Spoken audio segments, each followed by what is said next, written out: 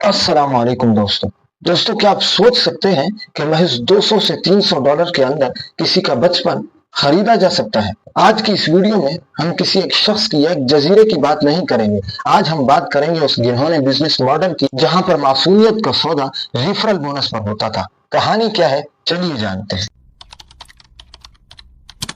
साल 1998 में कैरेबियन का लिटिल सेंट जेम्स आइसलैंड लगभग $8 मिलियन के अंदर खरीदा जाता है। ये आइसलैंड ऑफिशियली प्राइवेट प्रॉपर्टी था, लेकिन पर्दे के पीछे का सच कुछ और था। यहाँ पर अंडर 18 लड़कियों को एक्सप्लॉइट किया जाता था। हर लड़की को मसाज के बहाने 200 से $300 की पेमेंट की जाती थी, और अगर वो लड़की किसी और विक्टिम को लाती तो उसे उसकी एक्स्ट्रा पेमेंट भी की जाती थी। जरा सोचिए, यहाँ पर मासूम बचपन का सौदा महज चंद पैसों की बुनियाद पर हो रहा है, और ये सिलसिला इसी तरह चलता रहता है। लेकिन कहानी में ट्विस्ट आता है 2005 में, जब पाम बीच फ्लोरिडा पुलिस को एक पेरेंट्स के जानिब से मौसूल होने वाली कंप्लेंट के अंदर ये वाज़ेह तौर पर लिखा होता है कि उनकी बच्ची को मसाज के बहाने 200 से $300 की पेमेंट के बहाने एप्स्टीन आइसलैंड के अंदर भेजा गया, जहां पर जेफरी एप्स्टीन उसको एक टॉवल में मिलता है। जब पुलिस तहकीक शुरू करती है तो उस एक विक्टिम से दो विक्टिम्स, 2 से 4, 4 से 8, और यूं करते करते केस इतना बढ़ जाता है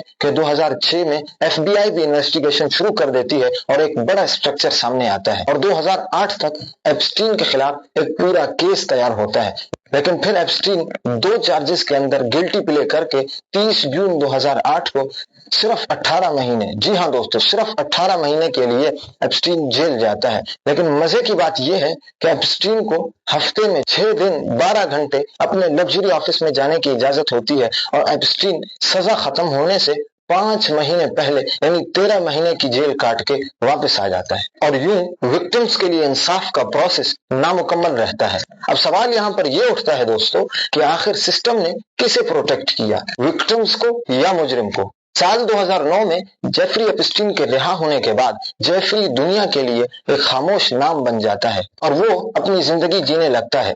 लेकिन यहाँ पर बेदार होती है एक अमेरिकन जर्नलिस्ट जूली के ब्राउन, जिसने जेफरी एप्स्टीन को एक बार फिर कानून के हाथ में देने की ठान रखी थी। लगभग 9 साल की मेहनत के बाद दोस्तों जूली की पहली series provision of justice publish होती है, जिसमें 80 प्लस विक्टिम्स आइडेंटिफाई होते हैं, मल्टीपल इंटरव्यूज डॉक्यूमेंट होते हैं, और केस एक बार फिर स्पॉटलाइट में आ जाता है। जूली की बुक रिलीज होने के बाद पब्लिक में गुस्सा इतना बढ़ जाता है कि जुलाई 2019 में जेफरी एप्स्टीन एक बार फिर फेडरल चार्जेस के साथ अरेस्ट हो जाता है। A wealthy businessman with ties to 2 U.S. presidents may appear in court today to face federal charges linked to alleged sex trafficking. 66-year-old Jeffrey Epstein was arrested Saturday in New Jersey after returning from Paris on his private jet. और ये case इतना सख्त था कि उसे 45 साल की सजा भी हो सकती थी। लेकिन फिर आता है 10 अगस्त 2019 का वो दिन जब एप्स्टीन जेल में मुर्दा पाया गया। Breaking news right now. Disgraced financier Jeffrey Epstein has taken his own life while he was behind bars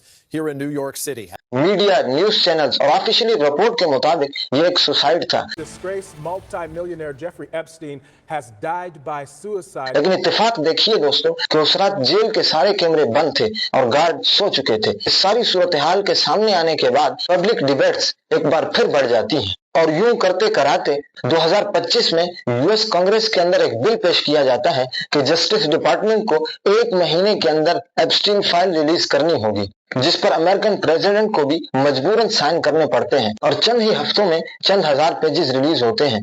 3 million pages of documents, 180,000 images and 2,000 videos. The latest release of files related to the paedophile Jeffrey Epstein is shocking in its size and its content. उसके बाद कुछ और pages release होते हैं, जिसमें से 30,000 documents heavily रिडेक्टेड होते हैं। रिपोर्ट्स के मुताबिक एप्स्टीन फाइल से रिलेटेड 60% मटेरियल रिलीज हो चुका है, जबकि 40% मटेरियल जो है वो अभी भी एग्जिस्ट करता है और वो अभी तक रिलीज नहीं हुआ। अब यहाँ पर सवाल उठता है दोस्तों कि अगर सच सिंपल है तो यहाँ पर इतना डार्क क्यों है? अब सबसे शॉकिंग फैक्ट ये है कि ये पैसा, ये कैश, ये 200 से $300 की हैवी पेमेंट एक्सप्लॉयटेशन को बिजनेस मॉडल बना देता है, और यही वजह है कि एक रिपोर्ट के मुताबिक जब जेफरी एप्स्टीन के न्यूयॉर्क वाले घर के अंदर एप्स्टीन फाइल के रिलीज होने के बाद पुलिस ने छापा मारा तो चंद हजार सीडियां बरामद हुई, जिन पर लड़की का नाम, उसकी एज और उसने जिस शख्स के साथ टाइम स्पेंड किया था उसका नाम लिखा था और साथ साथ तारीख भी मेंशन की गई थी। और एक रिपोर्ट के मुताबिक एप्स्टीन आइसलैंड के हर एक कोने में कैमरे नस्ब किए गए थे कि जिनमें वहां पर मौजूद 24 घंटे की एक्टिविटी रिकॉर्ड होती थी।